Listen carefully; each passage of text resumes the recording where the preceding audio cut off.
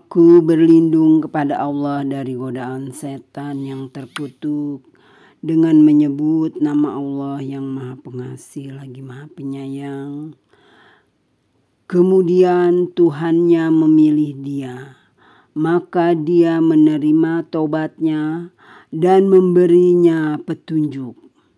Dia Allah berfirman, turunlah kamu berdua dari surga bersama-sama.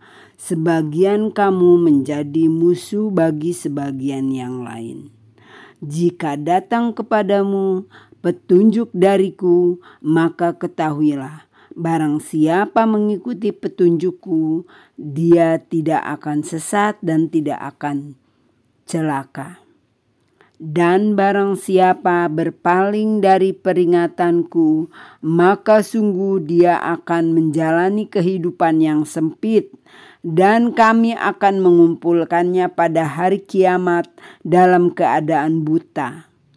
Dia berkata, ya Tuhanku, mengapa engkau kumpulkan aku dalam keadaan buta?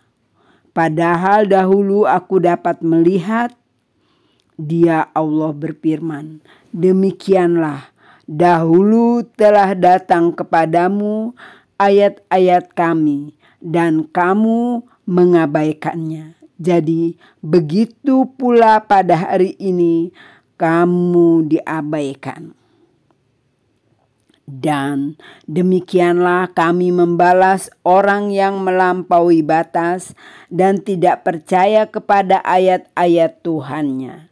Sungguh, azab di akhirat itu lebih berat dan lebih kekal.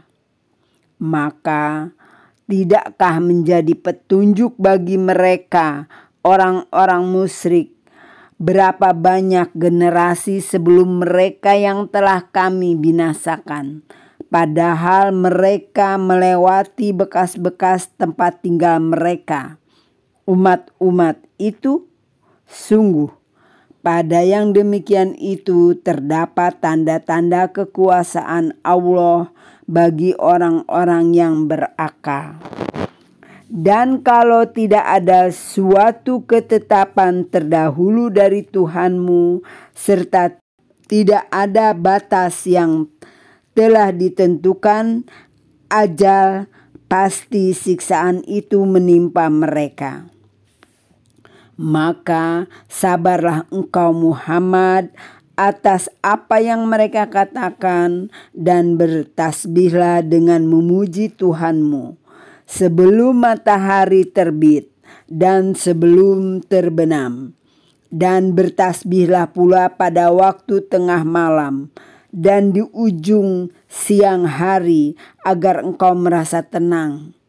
Dan janganlah engkau tujukan pandangan matamu kepada kenikmatan yang telah kami berikan kepada beberapa golongan dari mereka sebagai bunga kehidupan dunia, agar kami uji mereka dengan kesenangan itu.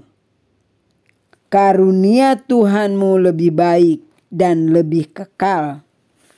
Dan perintahkanlah keluargamu melaksanakan sholat dan sabar dalam mengerjakannya. Kami tidak meminta rejeki kepadamu, kamilah yang memberi rejeki kepadamu. Dan akibat yang baik di akhirat adalah bagi orang yang bertakwa. Dan mereka berkata, mengapa dia tidak membawa tanda bukti kepada kami dari Tuhannya? Bukankah telah datang kepada mereka bukti yang nyata, sebagaimana yang tersebut di dalam kitab-kitab yang terdahulu? Dan kalau mereka kami binasakan dengan suatu siksaan sebelumnya, Al-Quran itu diturunkan, tentulah mereka berkata, ya Tuhan kami, mengapa tidak engkau utus seorang Rasul kepada kami, sehingga kami mengikuti ayat-ayatmu sebelum kami menjadi hina dan rendah. Katakanlah Muhammad, masing-masing kita menanti, maka nantikanlah olehmu, dan kelak kamu akan mengetahui siapa yang menempuh jalan yang lurus dan siapa yang telah mendapat petunjuk. Sadaqallahul azim. Segala puji bagi Allah, seru sekalian alam. Surat Taha, surat 20, ayat 122 sampai dengan 135.